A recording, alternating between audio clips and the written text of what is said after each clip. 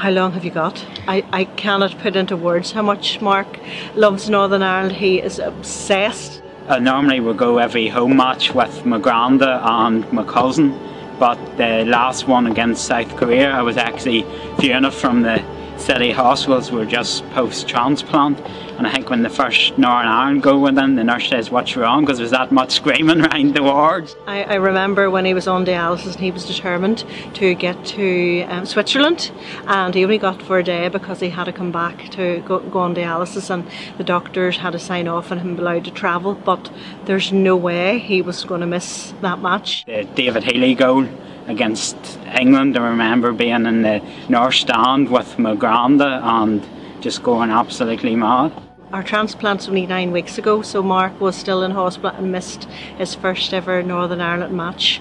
I think throughout all his illness, through his ill health, he's always looked forward to, he has had a Northern Ireland match to look forward to, or supporting the team, and that has given him the enthusiasm to basically to live a normal life.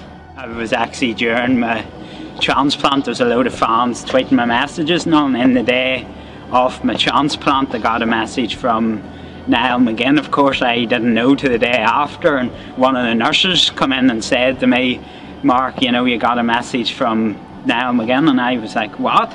Fans have supported Northern Ireland for so long, but to give that support back, perhaps when you're at your most vulnerable, perhaps when you're ill, and you know that camaraderie, that support is there for you.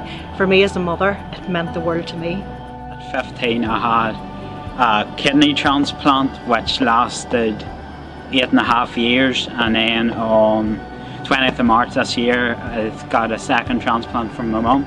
I often said I give birth to him once, and in essence I give birth to him a second time. For me it was an honour and a privilege to be able to do it, because I watched my son being a shadow of himself, not able to live his daily life, being sick all the time. So to be able to have it within me to be a lifesaver to my son, there's no feeling like it, and it's quite surreal. The bond between Mark and I has always been very, very strong, but it's even stronger now. My first transplant I got from a deceased donor, so I will never forget the gift. That saves up to 8 lives. I suppose with the Northern Ireland team and the successes that they have had and the journey that they have had, maybe parallels somewhat Mark's journey, that there's always something bigger, there's always something brighter, and have that hope and that enthusiasm and believe in what you're doing. Just to tell people to have a conversation with their family and let them know the wishes, because everybody has the power to be a lifesaver.